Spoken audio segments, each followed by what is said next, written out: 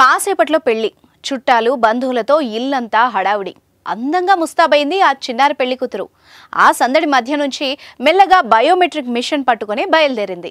అందరూ ఇప్పుడు వద్దులే అన్నారు, తర్వాత ఇవ్వచ్చు అని సూచించారు. కానీ వాలంటీర్ అయిన ఆ వధువు ఆ మాటలు పట్టించుకోలేదు. 1వ తేదీ ఉదయం నాటికే పెన్షన్ అందుకునే అవ్వ తాతల ఆతృత తెలిసిన ఆమె పెళ్లి బట్టలతోనే పెన్షన్ పంపిణీ చేసింది. మీరు కొత్తగా బిజినెస్ స్టార్ట్ చేయాలనుకుంటున్నారా? మార్చి 16-17 హైటెక్స్ లో ఫ్రాన్సెస్ ఇండియా బిగ్గెస్ట్ ఫ్రో ఎక్స్పో. అంతేకాదు మిగిలిన వాళ్లకి పెళ్లైన తెల్లారే పెన్షన్ పంచేందుకు విధుల్లో చేరి శభాష్ అనిపించుకుంది.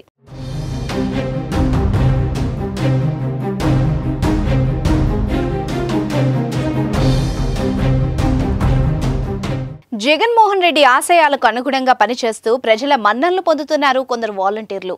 విధి నిర్వహణలో సేవా దృక్పథంతో వ్యవహరిస్తున్నారు. ఆసుపత్రిలో చికిత్స పొందుతున్న వాళ్లకు సైతం నేరుగా వెళ్లి పెన్షన్ పంపిణీ చేసిన వాలంటీర్లను చూశాం. తాజాగా అల్లూరి జిల్లాలో ఓ వాలంటీర్ తన పెళ్లి సమయంలో కూడా పెన్షన్ పంచి ఆదర్శంగా నిలిచింది. పాటిగరుకు చెందిన గ్రామ వాలంటీర్ కిరసాయిని రోజారానికి శుక్రవారం పెళ్లి. బంధుమిత్రులు అందరూ వచ్చారు. అయితే ఈ రోజు 1వ తేదీ కావడంతో పింఛన్దారులు తమ పెన్షన్ కోసం ఎదురు చూస్తారని భావించి పెళ్లి దుస్తుల్లోనే లబ్ధిదారులకు పెన్షన్లు పంపిణీ చేసింది. ఇంకా కొంతమందికి పెన్షన్లు ఇవ్వాల్సి ఉండగా పెళ్లి తంతు ముగియగానే భర్తతో తన ఆలోచనను పంచుకుంది.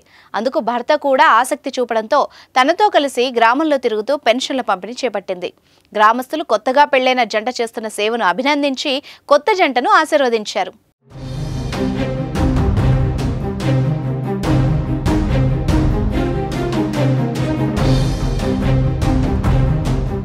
కాకినాడ జిల్లాలో కూడా ఇదే తరహాలో వాలంటీర్ పెన్షన్ పంచింది. సామర్లకోటలోని 20వ వార్డు 1వ సచివాలయానికి చెందిన వాలంటీర్ చిట్టుమూని దుర్గాదేవికి శనివారం పెళ్లి కాగా పెళ్లి కూతురు ముస్తాబులోనే విధులకు హాజరై పెన్షన్ పంచింది. వైసీపీ అధికారంలోకి వచ్చాక వైసీపీ వాలంటీర్ వ్యవస్థను తీసుకొచ్చింది.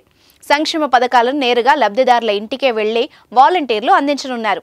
1వ తేదీ ఉదయం లబ్ధిదారులకు ఇంటికే నేరుగా వెళ్లి పింఛన్లు అందించే ప్రక్రియ వల్ల ఎంతో మంది వృద్ధులకు మేలు కలుగుతోంది.